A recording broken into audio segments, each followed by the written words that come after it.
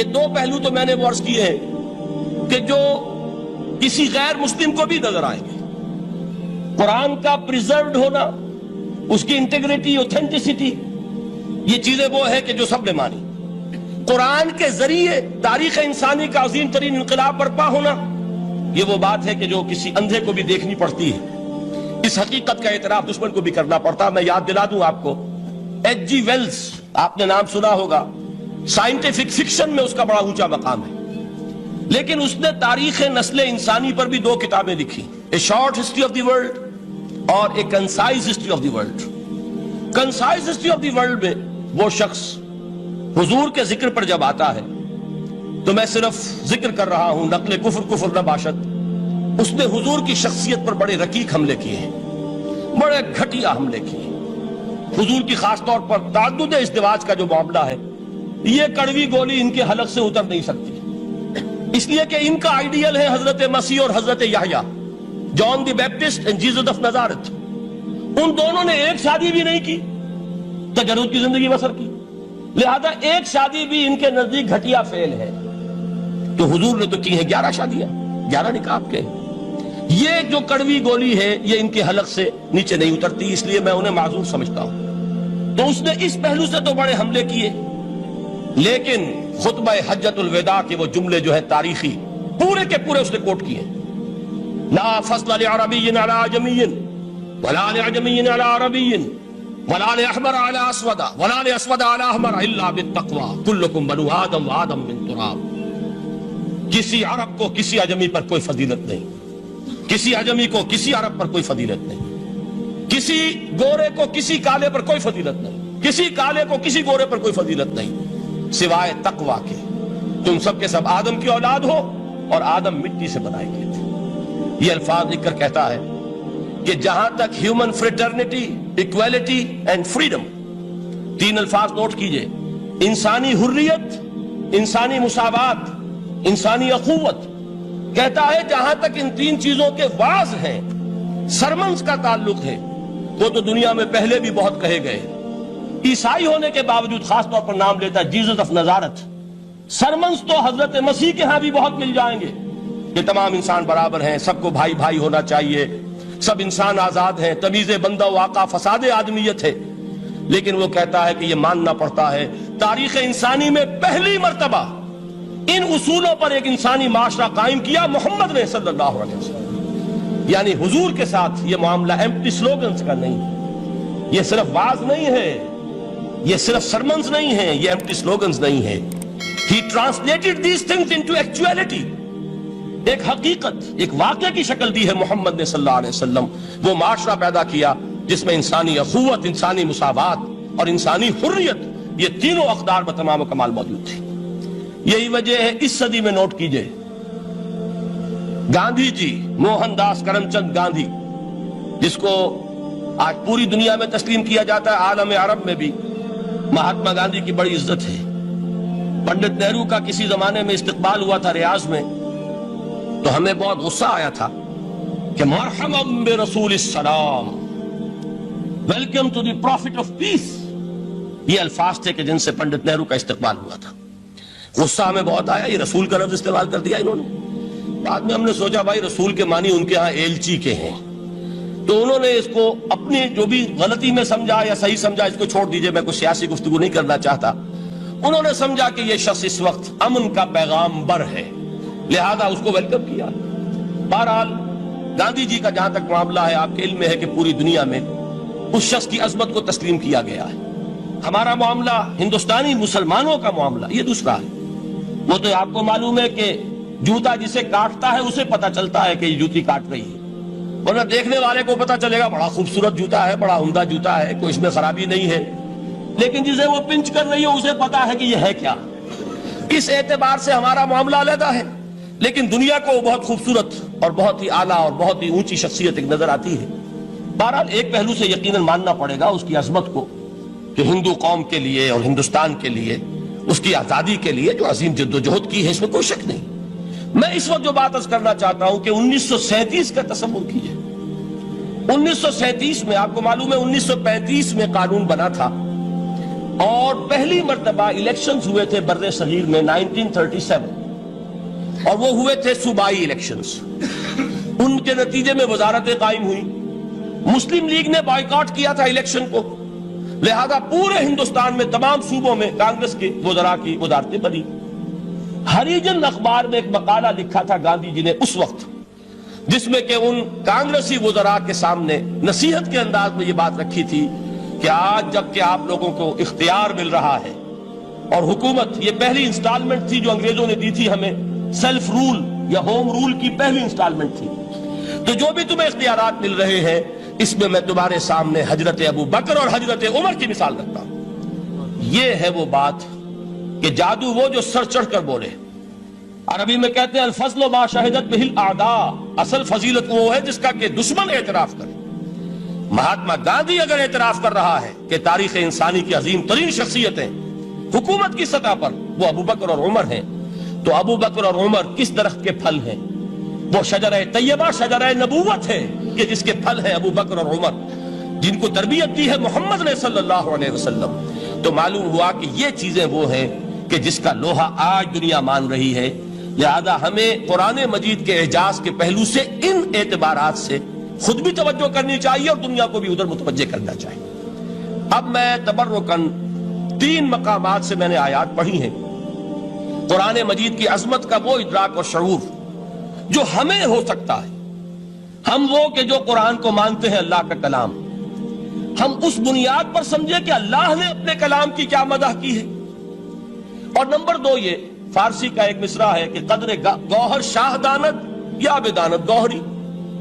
ہیرے جواہرات کی قدر و قیمت یا بادشاہوں کو معلوم ہوتی ہے جو ان میں کھیلتے ہیں، اور یا یہ کہ جوہری کو جو ان کا کاروبار کرتا ہے، جانتا ہے، پہچان ہے، پرکھتا ہے. عام آدمی کو کیا پتا، اس کے ہاتھ پہ اگر کوئی آپ ہیرا رکھ دیں وہ سمجھے شاید کو کوئی کانچ کا ٹکڑا، اسے اس کے اندر کوئی فرق محسوس نہیں ہوگا. قدر گوہر شاہ دانت یا بدانت گوہری، کہ ہیرے جواہرات جو ہیں ان کی قدر و قیمت کا اندازہ یا بادشاہوں کو ہوتا ہے یا جوہری کو ہوتا ہے. تو قرآن مجید کا عظمت کا صحیح ادراک یا اللہ کو ہے یا محمد الرسول اللہ کو ہے صلی اللہ علیہ وسلم. باقی جو کچھ دنیا دیکھتی ہے وہ تو وہ ظاہر کا ایک پہلو ہے، وہ تاریخی حقائق ہیں جو میں نے آپ کے سامنے رکھے. باقی قرآن مجید کی عظمت کا کوئی صحیح ادراک ہو سکتا ہے یا وہ اللہ تعالیٰ کی زبانی اور یا ہوگا محمد الرسول اللہ صلی اللہ علیہ وسلم کے فرامین کی روح سے. اسی لیے میں نے 3 جگہ سے آیات پڑھی ہیں. ایک مقام سے سورہ رحمان کی ابتدائی 4 آیات، سورہ یونس کی 2 آیات، سورہ حشر کی 1 آیت، اور 3 احادیث نبویہ ہیں جن کا میں نے ذکر کیا ہے، اس لیے کہ تیسری جو ہے وہ بہت طویل حدیث ہے، وہ پوری میں اس وقت نہیں پڑھ سکتا تھا. اس کے صرف ابتدائی اور آخری کلمات میں نے اس وقت آپ کو سنائے. میں تھوڑی سی تشریح ان کی کروں گا تاکہ قرآن مجید کی عظمت کا جو نقش میرے اور آپ کے قلب پر ہونا چاہیے وہ صحیح در حقیقت ان آیات اور احادیث کی روشنی میں ہمارے دلوں پر قائم ہو جائے. دیکھیے قرآن مجید کی عظمت یہ کلام ہے. اس کی کلام کی عظمت کا پہلا پہلو ہے متکلم کی عظمت کے اعتبار سے. عربی میں کہا جاتا ہے کہ کلام الملوک ملوک الکلام ہے. بادشاہوں کا کلام کلاموں کا بادشاہ ہوتا ہے. بادشاہ جب گفتگو کرے گا معلوم ہوگا شاہانہ انداز ہے. ایک کوئی بھکاری گفتگو کرے گا یا کوئی کجرا گفتگو کرے گا، سبزی فروش کرے گا، کوئی مچھلی فروش کرے گا، ہر ایک کا پتہ چل جائے گا کہ کون بولا. وہ جس کو کہتے ہیں کہ تانت بازی راگ پایا. 2 جملے کوئی شخص بولے گا پتہ چل جائے گا کتنے پانی میں ہے، اس کے علم کا، فضل کا، تہذیب کا، تمدن کا کیا معیار ہے. اس لیے کہ کلام جو ہے در حقیقت متکلم کی پوری شخصیت کی عکاسی کرتا ہے. اس کا مقام کیا ہے، اس کا مرتبہ کیا ہے، اس کے ذہن کی بلندی کیا ہے، اس کے فکر کی گہرائی کیا ہے، اس کے افق ذہنی کی وسعت کیا ہے، اس سب کا اندازہ ہوگا کلام سے. تو اب یہ کلام ہے اللہ کا. معلوم ہوا کہ اللہ کی صفات کا ایک کامل عکس قرآن مجید میں موجود ہے. یہ بات سمجھیے. اس کو قرآن نے کس طرح بیان کیا؟ یہ وہ لطیف حقائق ہیں جن کے لیے قرآن مجید تمثیل کا پیرایا اختیار کرتا ہے. اب سورہ حشر کی تمثیل کیا ہے؟ لو انزلنا هذا القرآن على جبل، اگر ہم نے اس قرآن کو کسی پہاڑ پر اتار دیا ہوتا، لرأيته خاشعا متصدعا من خشیت اللہ، تم دیکھتے اس پہاڑ کو کہ اللہ کی خشیت سے دب جاتا اور پھٹ جاتا. وَتِلْكَ الْأَمْثَالُ نَضْرِبُهَا لِلنَّاسِ لَعَلَّهُمْ يَتَفَكَّرُونَ. اور یہ مثالیں ہیں جو ہم لوگوں کے لیے بیان کرتے ہیں تاکہ وہ تفکر سے کام لیں، غور و فکر کریں. اگر میں اور آپ قرآن کی عظمت سے واقف نہیں ہوں گے، اس بات کو نوٹ کر لیجئے، تو میں اور آپ اپنا وقت کیسے صرف کریں گے اس کے لیے؟ انسان کا ایٹیٹیوڈ بڑا یوٹیلیٹیرین ہے، آج کے انسان کا خاص طور پر. وہ کسی ایسے ہی کام کے لیے وقت لگائے گا جس میں اس کے لیے فائدہ ہو، اور اس فائدے کی چیز اگر نہیں ہے تو اس کی طرف متوجہ نہیں ہوگا. اگر قرآن مجید کی عظمت کا ہمیں ادراک ہو جائے تو ہم اپنا پورا وقت اس کے لیے وقف کر دیں گے، اس کو سمجھیں گے، اس کی گہرائیوں میں غوطہ زنی کریں گے. جیسے اقبال نے کہا کہ قرآن میں ہو غوطہ زن اے مرد مسلمان. لیکن اگر یہ کہ اس کی عظمت کا ادراک نہ ہوا تو بس یہ کہ کبھی اتفاق ہو گیا کہ کھول لیا اور اس کو پڑھ لیا، پڑھ بھی لیا بغیر سمجھے، اور اس کا ثواب کسی اور کو پہنچا دیا. وہ آج حصول ثواب بھی نہیں رہا، ایصال ثواب ہی رہ گیا. ورنہ یہ کہ بہرحال علامہ اقبال نے جو اس پر پھپتی چست کی ہے کہ بآیا تشترا کارے جزی نیست کے از یاسی نے وہ آسا بمیری. اس قرآن کی عظیم آیات سے اے مسلمان آج تیرا سروکار صرف اتنا رہ گیا ہے کہ کوئی شخص مر رہا ہو، عالم نزا میں ہو، تو اس کو یاسین سنا کر اس کی جان جلدی سے نکال دو، آسانی سے نکل جائے. بس یہ سروکار رہ گیا. میں یہ نہیں کہتا کہ نہ پڑھی جائے، حضور نے فرمایا ہے پڑھنی چاہیے، لیکن صرف یہ نہیں ہے اس کا مصرف. یہ تو انسانی زندگی کی رہنما کتاب بن کر نازل ہوئی ہے. اس کے اوپر اس اعتبار سے توجہ تم نہیں کر رہے ہو، بلکہ تمہاری اس کے ساتھ جو ہے دلچسپی صرف اتنی رہ گئی ہے. تو پہلی بات یہ کہ یہ سمجھیے کہ قرآن نے یہ تمثیل اختیار کی اپنے عظمت کے بیان کے لیے. اگر ہم نے اس قرآن کو پہاڑ پر اتار دیا ہوتا تو تم دیکھتے کہ وہ پھٹ جاتا اور دب جاتا. اب اس کو سمجھیے، القرآن یفسر بعضہ بعضا، قرآن کا ایک حصہ دوسرے حصے کی تفسیر کرتا ہے. سورہ اعراف میں واقع آیا ہے کہ حضرت موسیٰ علیہ السلام کا آپ کو معلوم ہے کہ کوہ طور پر اللہ تعالیٰ سے ہم کلامی کا شرف حاصل کرتے تھے. گفتگو ہو رہی ہے لیکن اللہ نظر نہیں آ رہا. اب اس کو اپنے اوپر طاری کیجئے، یہ صاف سامنے آتے بھی نہیں، صاف چھپتے بھی نہیں. یہ جو صورتحال تھی کہ اگر کسی کی آپ آواز سن رہے ہیں، کلام سن رہے ہیں، سامنے نہیں آ رہا، تو آپ کے دل میں خواہش پیدا ہوگی کہ ذرا سا یہ پردہ بھی اٹھا دیا جائے، مجھے دیدار بھی حاصل ہو جائے. لہذا سورہ اعراف میں ہے جب کئی بار یہ شرف ہم کلامی حاصل ہوا اللہ سے، تو حضرت موسیٰ علیہ السلام نے بڑی ہمت سے کام لیا، بڑی جرت کی، درخواست کر دی، رب ارنی انظر الیک. یہ جو پردہ بیچ میں حائل کیا ہوا ہے پروردگار، تو میرا شوق دیکھ، میرا اشتیاق دیکھ، تو مجھے ذرا دیدار بھی عطا ہو جائے. اس پر کیا بات کہی گئی؟ لن ترانی، موسیٰ تم مجھے ہرگز نہیں دیکھ سکتے، تم اس جسد ظاہری کے ساتھ، اس جسد مادی کے ساتھ، ان عنصری آنکھوں سے میرا دیدار نہیں کر سکتے. ولیکن انظر الی الجبل، دیکھو ہم تمہیں ایک مثال دیے دیتے ہیں، ذرا اس پہاڑ کی طرف دیکھو، ہم اپنی ایک تجلی اس پر ڈالیں گے. فَإِنِ اسْتَقَرَّ مَكَانَهُ فَسَوْفَ تَرَانِي، اگر وہ پہاڑ ہماری تجلی کو جھیل جائے، تحمل کر لے، تو تم بھی سوچنا کہ شاید ہمیں دیکھ سکو.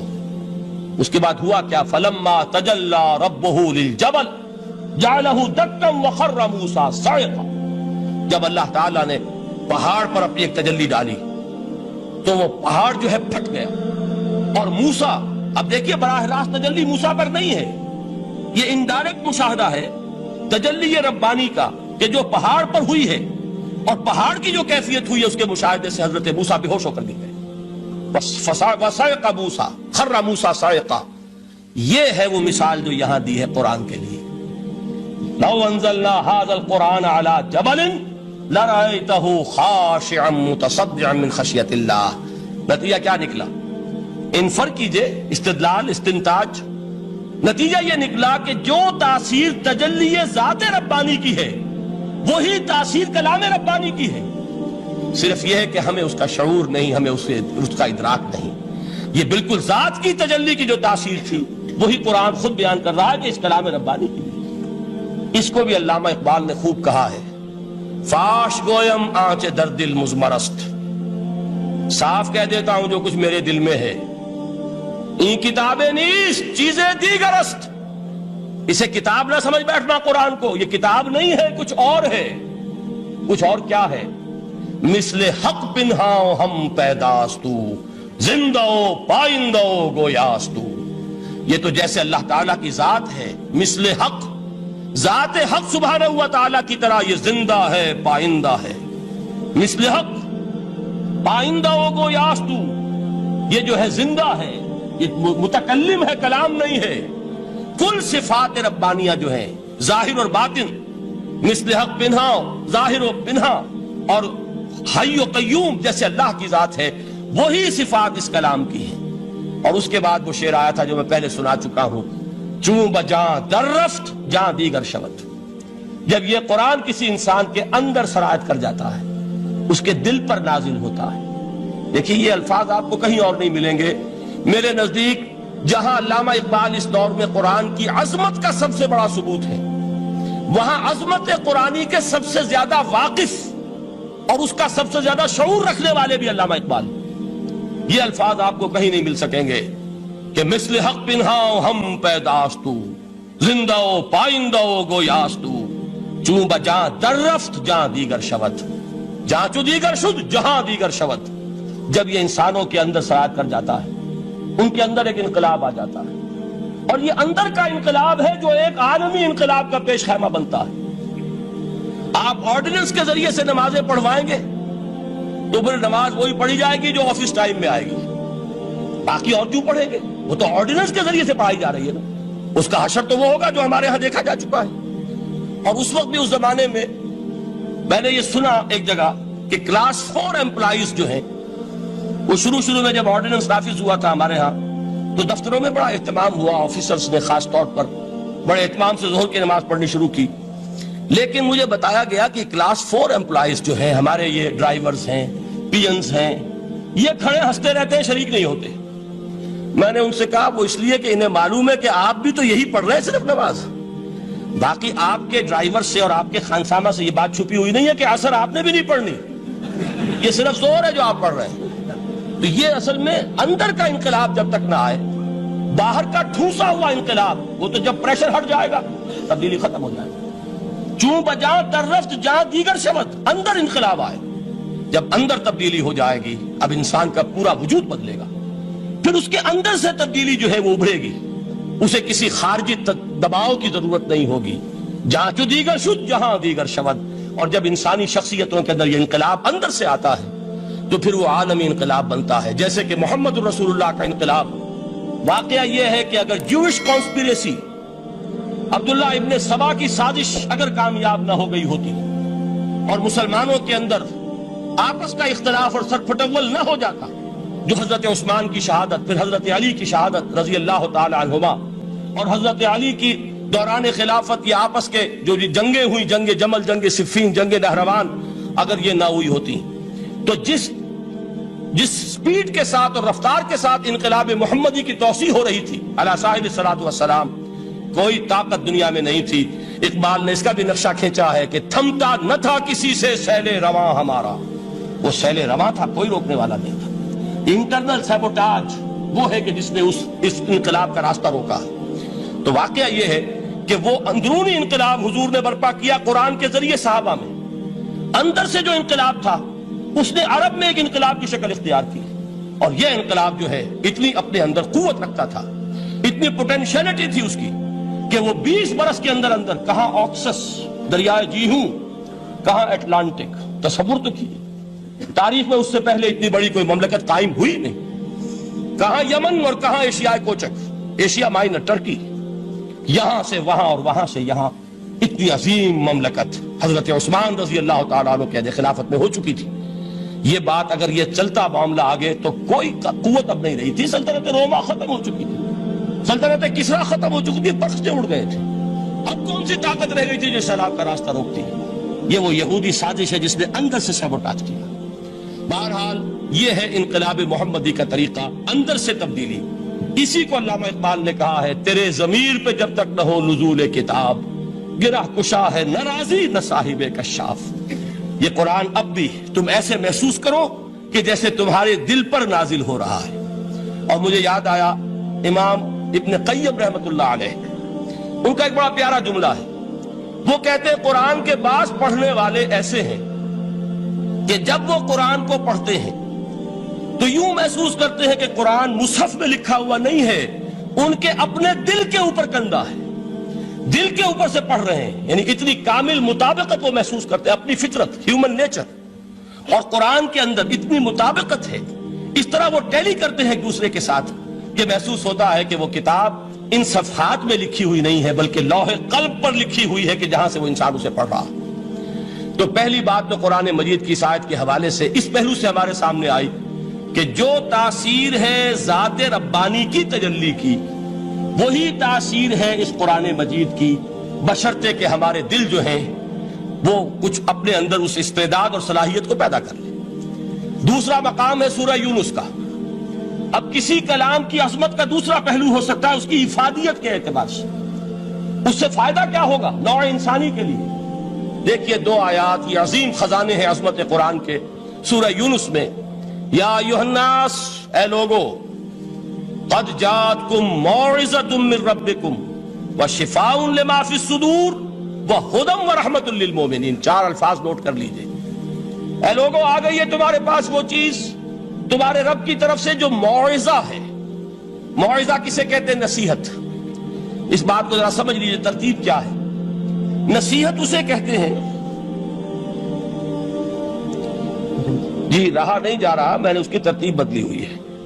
مجھے یاد دلایا ایک صاحب نے کہ سورہ رحمان کی ابتدائی آیات کا بیان تو رہ گیا، وہ رہا نہیں، میں نے پڑھا کسی اور ترتیب سے تھا، بیان کسی اور ترتیب سے کر رہا ہوں۔ پڑھنے میں 4، 2 اور 1، اور اب جو میں بیان کر رہا ہوں پہلے ایک آیت سورہ حشر کی جو بیان کی، اب 2 آیات ہیں سورہ یونس کی۔ لوگوں، تمہارے پاس آ گئی ہے تمہارے رب کی طرف سے موعظت، اور تمہارے سینوں کے اندر جو روگ ہیں ان کے لیے علاج۔ توجہ کیجئے گا، ہم نے قرآن کو کیا سمجھا ہے؟ صرف ایک مقدس کتاب، ایک حصول ثواب یا ایصال ثواب کا آلہ۔ قرآن ہے کیا؟ نمبر 1 موعظہ۔ موعظہ کسے کہتے ہیں؟ وعظ اسے کہتے ہیں وہ بات جس سے دل نرم ہو جائے، دل کے اندر گداز پیدا کرنے والی شے۔ وجہ کیا ہے؟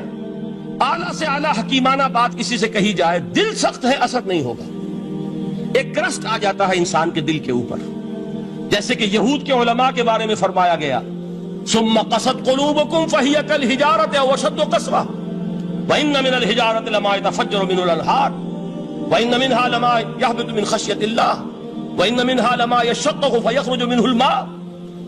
اے لوگوں، پھر تمہارے دل سخت ہوتے چلے گئے، پھر وہ پتھروں کے مانند سخت ہو گئے، بلکہ ان سے بھی زیادہ سخت، اس لیے کہ پتھروں میں تو وہ بھی ہوتے ہیں کہ جو اللہ کے خوف سے گر جاتے ہیں، پتھروں میں وہ بھی ہوتے ہیں کہ جو اللہ کی خشیت سے پھٹ جاتے ہیں، ان میں سے پانی بہ نکلتا ہے۔ پتھر تو اس طرح کے ہیں، لیکن انسان کا دل جب سخت ہو جائے، جب پتھر بن جائے، تو کوئی شے دنیا کی اس کی سختی کا مقابلہ نہیں کر سکتی۔ پہلے اس سختی کو نرم کریں گے، جیسے زمین ہے چٹیل زمین، اس زمین کے اندر ہل چلے گا تو بارش جو ہے فائدہ دے گی، اس کو آپ زمین کو نرم کرتے ہیں تاکہ وہ بارش کو جذب کرے، ورنہ چٹیل زمین ہے سخت، وہ پانی بہ جائے گا اور وہ زمین کے اندر جذب نہیں ہوگا۔ تو پہلا لفظ استعمال کیا موعظہ۔ یہ قرآن واعظ ہے، نصیحت ہے، دلوں کو نرم کرتا ہے، دلوں پر جو کرسٹ آ گیا ہے سخت اسے توڑتا ہے، اس میں ہل چلاتا ہے۔ پھر کیا کرتا ہے؟ پھر جب یہ جذب ہوتا ہے، شفاء لما فی الصدور، جو سینے کے روگ ہیں ان کے لیے شفا ہے۔ اب آپ غور کیجئے گا، علامہ اقبال نے انہی 2 اعتبارات سے مسلمانوں کا مرثیہ کہا ہے کہ مسلمانوں نے اس قرآن کو نہ موعظہ کے لیے استعمال کیا اور نہ تزکیہ نفس کے لیے استعمال کیا، بلکہ اس کو تو صرف بنا لیا ہے وہ جان آسانی سے نکالنے کا نسخہ یا ایصال ثواب کا آلہ۔ چنانچہ کہتے ہیں واعظ کے لیے واعظ دستاں زن و افسانہ بند۔ واعظ جو ہیں ہمارے داستانے کہتے ہیں، افسانے کہتے ہیں، قصے کہتے ہیں، لطیفے کہتے ہیں۔ معنی او پست و حرف او بلند، اس کے بیان میں معنی تو ہوتے ہیں بہت ہی گھٹیا، نیچے کے پست، الفاظ کا شکو ہوتا ہے، الفاظ بہت اونچے ہوتے ہیں۔ از خطیب و دیلمی گفتارے او با ضعیف و شاذ و مرسل کارے او۔ سارا واعظ و نصیحت جو ہو رہا ہے وہ ضعیف حدیثوں کے ذریعے سے، ضعیف روایات بخاری کی ہو، مسلم کی ہو، ترمذی کی ہو، ابن ماجہ کی ہو۔ کہاں خطیب بغدادی اور دیلمی، وہ کتابیں کہ جن کی کوئی سند نہیں ہے، وہاں کی روایات کے ذریعے سے لوگوں کو تذکیر کرنے کی کوشش کر رہے ہیں. بعض ضعیف و شاذ و مرسل کارہو، ضعیف روایات، شاذ روایات، مرسل روایات جن کا سلسلہ روایت محمد الرسول اللہ تک متصل نہیں ہے، اس کے ذریعے سے کر رہے ہیں. حالانکہ موعظہ، سب سے بڑا موعظہ یہ قرآن تھا. قرآن کہتا ہے خود فذکر بالقرآن من یخاف وعید. اے محمد صلی اللہ علیہ وسلم، آپ اس قرآن کے ذریعے نصیحت کیجئے. یہ قرآن ہے جو دلوں کی سختی کو ختم کرے گا، گداز پیدا کرے گا. دوسری طرف علامہ اقبال کیا کہتے ہیں کہ جہاں تک ہمارے ہاں جو بھی تصوف کے معروف حلقے ہیں، صوفیاء حق کی بات نہیں کہہ رہا، وہاں قوالی ہو رہی ہوگی تو حال آ جائے گا. صوفی پشمینہ پوش حال مست، از شراب نغمہ قوال مست. قوال سے جو کچھ مل رہا ہے، حال آ رہا ہے، مستی آ رہی ہے، کیف اور سرور حاصل ہو گیا ہے. صوفی پشمینہ پوش حال مست، از شراب نغمہ قوال مست. لیکن یہ کہ اس کی محفل میں درنمی سازت بقرآن محفلش، اس کی محفل میں قرآن کا کہیں گزر نہیں ہے. جبکہ محمد الرسول اللہ صلی اللہ علیہ وسلم کی بھی ایک محفل ہوتی تھی، محفل سماع. وہ محفل سماع کیا تھی؟ حضور صحابہ سے فرمائش کر کر کے قرآن سنتے تھے. حضرت عبداللہ ابن مسعود رضی اللہ تعالیٰ عنہ کی روایت موجود ہے کہ مجھے ایک مرتبہ حکم دیا حضور نے کہ قرآن سناؤ. میں نے عرض کیا حضور آپ کو سناؤں؟ آپ پر تو نازل ہوا ہے. تو حضور نے فرمایا نہیں، مجھے کسی اور سے سن کر کچھ اور لطف حاصل ہوتا ہے. اب امتثال امر میں حضرت عبداللہ ابن مسعود رضی اللہ تعالیٰ عنہ نے سورہ نساء پڑھنی شروع کی.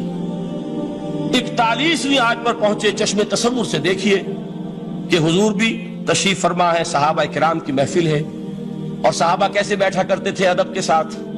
ایک روایت میں الفاظ آئے ایسے بیٹھتے تھے ساکت و صامت ہو کر، بالکل خاموش، سکون، ساکن اور ساکت اور صامت، کہ جیسے ان کے سروں پر پرندے بیٹھے ہیں کہ ذرا جنبش کریں گے تو پرندہ اڑ جائے گا، اس ادب کے ساتھ. تو وہ محفل جو ہے حضور صلی اللہ علیہ وسلم کی، اور ایک صحابی حضرت عبداللہ ابن مسعود گردن نیچی کیے ہوئے ہیں اور قرآن پڑھتے چلے جا رہے ہیں. جب اس آیت پر پہنچے فَكَيْفَ إِذَا جِئْنَا مِن كُلِّ أُمَّةٍ بِشَهِيدٍ وَجِئْنَا بِكَ عَلَى هَؤُلَاءِ شَهِيدًا. کیا ہوگا اس دن جس دن کہ ہم ہر امت پر ایک گواہ کھڑا کریں گے، اور اے نبی آپ کو گواہ بنا کر لائیں گے ان کے خلاف. آپ کو یہ ٹیسٹیفائی کرنا ہوگا کہ اللہ تیرا جو کلام میرے پاس آیا تھا میں نے پہنچا دیا تھا، اب ان کی ذمہ داری ہے. They are accountable, they are responsible. اس پر حضور نے فوراً فرمایا حسبک حسبک، بس کرو بس کرو. اور حضرت عبداللہ ابن مسعود فرماتے ہیں کہ میں نے جب نگاہ اٹھا کر دیکھا حضور کے آنکھوں سے آنسو روا تھے. یہ ہے سماع، یہ محفل سماع ہے. کاش کہ اللہ تعالی ہمیں اس کی توفیق عطا فرمائے. یہ ہے مسنون محفل سماع. اس قرآن کے اندر وہ گداز ہے. آیا کہ نہیں 7ویں پارے کی بالکل آغاز میں وَإِذَا سَمِعُوا مَا أُنزِلَ إِلَى الرَّسُولِ تَرَىٰ أَعْيُنَهُمْ تَفِيضُ مِنَ الدَّمْعِ مِمَّا عَرَفُوا مِنَ الْحَقِّ يَقُولُونَ رَبَّنَا آمَنَّا فَاكْتُبْنَا مَعَ الشَّاهِدِينَ. تو یہ ہے دوسری چیز کہ در حقیقت تزکیہ نفس کا ذریعہ یہ قرآن ہے.